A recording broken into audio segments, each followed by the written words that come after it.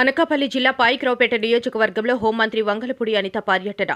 నియోజకవర్గంలో తుఫాను ప్రభావిత ప్రాంతాల్లో పర్యటించిన మంత్రి అనిత ఎస్ రాయవరం మండలం బంగారమ్మపాలెం గ్రామంలో తుఫాను ప్రభావిత ప్రాంతం పరిశీలించిన మంత్రి బంగారమ్మపాలెం గ్రామంలో ఇంటింటికి వెళ్లి ప్రజల యోగక్షేమాలు అడిగి తెలుసుకున్న మంత్రి అనిత బంగారమ్మపాలెం గ్రామంలో బొంది మసేనమ్మ, వడిపిల రాజమ్మ పూరిళ్లు చూసి చలించిపోయిన మంత్రి అనిత బొంది మసేనమ్మ, వడిపిల రాజమ్మకు సొంత నిధులతో ఆర్థిక సహాయం చేసిన మంత్రి మైలిపల్లి సత్తీయమ్మను ఓదార్చిన మంత్రి అనిత 5 సంవత్సరాల క్రితం సముద్ర ప్రమాదంలో మృతి చెందిన మైలిపల్లి సత్తయ్యమ్మ భర్త మైలిపల్లి సత్తయ్యమ్మకు కూడా ఆర్థిక సహాయం చేసిన మంత్రి బొంది మసేనమ్మ, వడిపిల రాజమ్మ, మైలిపల్లి సత్తయ్యమ్మలకు తక్షణమే పక్కా గృహాలు మంజూరు చేయాలని అధికారులను ఆదేశించిన మంత్రి అనిత అనంతరం బంగారమ్మపాలెం గ్రామంలో తుఫాను బాధితులకు ప్రభుత్వం మంజూరు చేసిన నిత్యావసర వస్తువులు పంపిణీ చేసిన మంత్రి అనిత గత వారం రోజుల నుంచి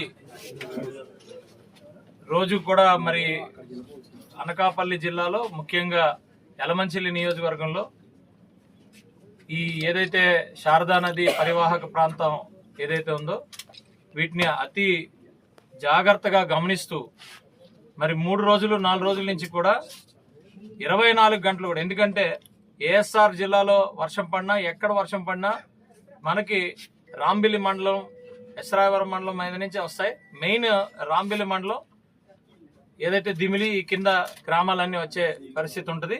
ఎప్పుడు కూడా మరి ఇంత ఎక్కువ వాటర్ రావడం ఎప్పుడు మేమైతే ఎక్కడ చూడలేదు, ఫస్ట్ టైం చూసాం.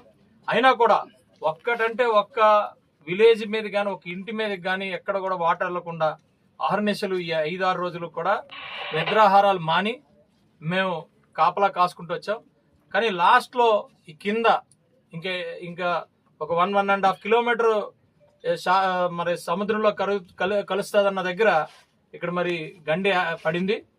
ఈ గండి కూడా మేము పూడ్చడం జరిగింది, ముందే బ్యాగ్స్ వేసుకున్నాం. కానీ ఈ ఫుల్ ఫోర్స్లో వచ్చింది. మీరు చూసే ఉంటారు, నారాయణపురం ఏదైతే రోడ్డు ఉందో ఆ రోడ్డు మీద నుంచి 4 ఫీట్ పారింది ఈ వాటర్. అయినా కూడా జాగ్రత్తగా అటు ఇటు కూడా శాండ్ బ్యాగ్స్ వేసి ప్రాపర్ గైడ్ చేసాం. ఒక్క వాటర్ బొట్టు కూడా ఇటు రాకుండా అంత ప్రాపర్ గా 4 ఫీట్ వాటర్ ని కూడా గైడ్ చేసుకుంటూ సముద్రంలోకి తీసుకెళ్లగలిగాము. కానీ ఇక్కడ ఒక చిన్న ప్రాబ్లం మరి అది ఏర్పడటం, ఆ ఫోర్స్ కి తట్టుకోలేకపోవడం, పడిపోవడం జరిగింది. అయినా కూడా మేము గత 2 రోజుల నుంచి కూడా ఈ రిస్టోరేషన్ కార్యక్రమంలో కంటిన్యూస్ గా మరి కలెక్టర్ గారు, ఎస్పీ గారు, మేము అలాగే ఇప్పుడు హోంమంత్రి గారు కూడా కంటిన్యూస్ ఫాలోఅప్ చేయటం, ఇందాక ఎంపీ గారు కూడా రావటం జరిగింది. అందరం కూడా మరి వీటి మీద పూర్తి కాన్సన్ట్రేట్ చేస్తాం. రేపు పొద్దున కల్లా కూడా రీస్టోర్ చేసే పరిస్థితి ఉంది. ఇక్కడ అన్ని కూడా ఏర్పాట్లు చేసుకున్నాం. అలాగే మరి అనేక ప్లేసెస్ లో కూడా అంతా కూడా ప్రొటెక్ట్ చేసుకుంటూ వచ్చాం. ఎక్కడా కూడా ఎవరికి కూడా ఏ హాని కలగకుండా చూసుకున్నాం ఈ కూటమి ప్రభుత్వం. మరి ఈ ఏదైతే ఆస్తి కూడా అక్కడక్కడ మరి ఈ నష్టాన్ని కూడా మరి సపోర్ట్ చేస్తూ గవర్నమెంట్ నుంచి మరి చంద్రబాబు నాయుడు గారు తీసుకునే నిర్ణయం 100% అందరినీ కూడా సేఫ్ సైడెడ్ గా చూడటం ఈ రోజు మా అందరికి అదృష్టం. ఎప్పుడూ లేనంత బాగా మరి ఈ శారదా నది గట్లు చూసుకుంటూ రావటం జరిగింది. మరి ఈరోజు హోంమంత్రి గారు కూడా విజిట్ ఇక్కడికి రావటం, అన్ని చూడటం జరిగింది. ఇందాక ఎంపీ గారు కూడా చూడటం జరిగింది. సో డెఫినెట్ గా మా కూటమి నాయకత్వం ఈ ప్రాంతం అంతటిని కూడా మరి చాలా జాగ్రత్తగా అబ్జర్వ్ చేస్తూ రేపు రాబోయే రోజుల్లో ఇలాంటివి రాకుండా జరగకుండా చూసుకునే బాధ్యత చేస్తామని చెప్పి అందరూ ప్రామిస్ చేశారు. మేడం మాట్లాడారు. మండలం రాజాల గ్రహారం ఈ గ్రామానికి సంబంధించి, అదేవిధంగా అటువైపు చూస్తే మాకు పాయిక్రావుపేట నియోజకవర్గం, ఎస్రాయవరం ఆ మండలాలు, వీటన్నిటికీ సంబంధించి ఈ రోజు మాక్సిమం బండి అంతా కూడా నేను చెక్ చేసుకుంటూ వచ్చాము. బండి మీద నుంచి మేము కూడా ఎమ్మెల్యే గారు బండి మీద కూడా తీసుకొచ్చారు, నన్ను, కలెక్టర్ గారిని, ఎంపీ గారిని అందరినీ కూడా బండి మీద తీసుకొచ్చారు ఎమ్మెల్యే గారు. అదంతా కూడా చూసుకొని వచ్చాము. ఈ బండ్ అనేది వీక్ అయ్యి ఇక్కడ బ్రీచ్ అనేది జరగడం జరిగింది. ఈ బ్రీచ్ ఏదైతే అంటే ఈ బ్రీచ్ ఇక్కడ జరగటానికి చాలా బ్రీచెస్ దాటుకుని, అంటే ఎక్కడ కూడా బ్రీచ్ పడకుండా చూసుకునే బాధ్యత ఇక్కడ జిల్లా యంత్రాంగం చేసినందుకు ప్రత్యేకంగా నేను జిల్లా యంత్రాంగాన్ని నేను అభినందిస్తున్నా. ఎందుకంటే ఇక్కడ కాకుండా ఇంక ఎక్కడ పడినా కూడా ఇప్పుడు మన వీరందరూ కూడా సుమారుగా కొత్తూరు, నారాయణపురం, అదేవిధంగా గణపవరం, సోమలింగరాజపాలెం ఇవన్నీ ఏరియాస్ ని కూడా ప్రొటెక్ట్ చేసుకుంటూ మాక్సిమం బండి స్ట్రెంగ్ చేసుకుంటూ ప్రొటెక్ట్ చేసుకుంటూ వచ్చారు.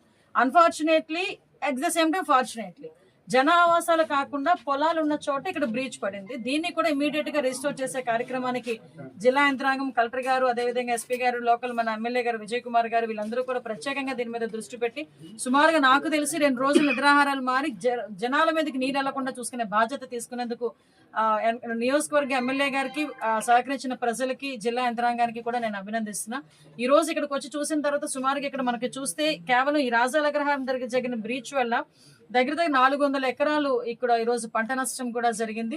ఆ ప్రాణ నష్టం జరగకుండా కూడా నిన్ననే ఎన్డీఆర్ఎఫ్, ఎస్డీఆర్ఎఫ్, పోలీస్ డిపార్ట్మెంట్ కలిపి ఒక 4గురిని రెస్క్యూ కూడా చేసి ఇక్కడ కాపాడడం కూడా జరిగింది.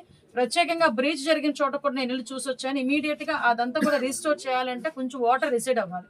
వాటర్ రిసీడ్ అవ్వాలంటే కొంచెం శాండ్ బ్యాగ్స్ వేసి, ఓన్లీ శాండ్ బ్యాగ్స్ ని ఇక్కడికి 35,000 శాండ్ బ్యాగ్స్ ని సమకూర్చారు కలెక్టర్ గారు. దానికి కూడా ట్రాన్స్పోర్ట్ చేయడానికి కూడా చాలా చిన్న నేరో రోడ్ అయినప్పటికీ కూడా చాలా స్పీడ్ గా వర్క్ చేయడానికి ఈ రోజు ముందుకొచ్చి కేవలం ఒక రేపు ఈవినింగ్ కల్లా దాన్ని ఒక గట్టు ఏర్పాటు చేయడానికి, శాండ్ బ్యాగ్స్ తో గట్టు ఏర్పాటు చేయడానికి చేసిన తర్వాత ముందు టెంపరీ రిస్టోరేషన్, తర్వాత పర్మనెంట్ రిస్టోరేషన్. పర్మనెంట్ రిస్టోరేషన్ కి ఇప్పుడే నేను ఇరిగేషన్ ఎస్సీ వాళ్ళతో మాట్లాడితే దగ్గర 2.5 కోట్ల రూపాయలు అవుతుందని చెప్పారు. ఇమీడియట్ గా డిజాస్టర్ మేనేజ్మెంట్ లో పెట్టించి ఆ పర్మనెంట్ రిస్టోరేషన్ చేసే బాధ్యత కూడా యాజ్ అ డిజాస్టర్ మేనేజ్మెంట్ మంత్రిగా కూడా నేను అది కూడా వీళ్ళందరికీ కూడా హామీ ఇస్తున్నా. As early as possible permanent restoration కూడా చేసుకుంటాం.